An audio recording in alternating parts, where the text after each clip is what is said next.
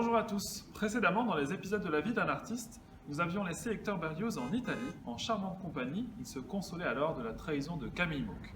Il va rester en Italie pendant un peu plus d'un an, et puis il va revenir en France, notamment à la Côte-Saint-André chez ses parents. Et sur le chemin, quelques amours anciens vont se réveiller. Pour en parler, nous allons profiter du soleil du jardin. Suivez-moi. Et c'est dans ses mémoires que Berlioz nous raconte son retour d'Italie en 1832. Et ce fut le 12 mai 1832 quand, descendant le Mont-Cenis, je revis paré de ses plus beaux atours de printemps cette délicieuse vallée de Grésivaudan, où serpente l'Isère, où j'ai passé les plus belles heures de mon enfance, où les premiers rêves passionnés sont venus m'agiter. Voilà le vieux rocher du Saint-Hénard, voilà le gracieux réduit où brilla la Stella Montis. Là-bas, dans cette vapeur bleue, où me sourit la maison de mon grand-père. Toutes ces villas, cette riche verdure, c'est ravissant, c'est beau, il n'y a rien de pareil en Italie. Mais mon élan de joie naïve fut brisé soudain par une douleur aiguë que je ressentis au cœur.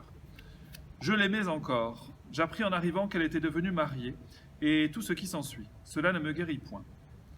Qui évoque Berlioz à ce moment-là? Eh bien, il s'agit d'Estelle, que nous avions évoquée dans notre tout premier épisode.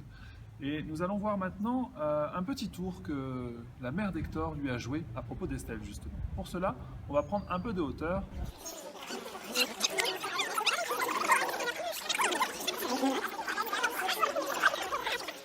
Nous voici ici au pied du château Louis XI qui domine le bourg de la Côte-Saint-André, et c'est avec la belle vue sur les toits que nous allons évoquer les mémoires d'Hector et notamment le souvenir de ce sale tour que lui a joué sa mère. Ma mère, qui me taquinait quelquefois au sujet de ma première passion, eut peut-être tort de me jouer alors le tour qu'on va lire. « Tiens, me dit-elle, peu de jours après mon retour de Rome, voilà une lettre qu'on m'a chargé de faire tenir à une dame qui doit passer ici tout à l'heure dans la diligence de Vienne. Va au bureau du courrier, pendant qu'on changera de chevaux, tu demanderas à Madame Fournier et tu lui remettras la lettre. Regarde bien cette dame, je parie que tu la reconnaîtras, quoique tu ne l'aies pas vue depuis 17 ans. Je vais, sans me douter de ce que cela voulait dire, à la station de la diligence. À son arrivée, je m'approche la lettre à la main, demandant Madame Fournier. « C'est moi, monsieur, me dit une voix. « C'est elle, me dit un coup sourd qui retentit dans ma poitrine.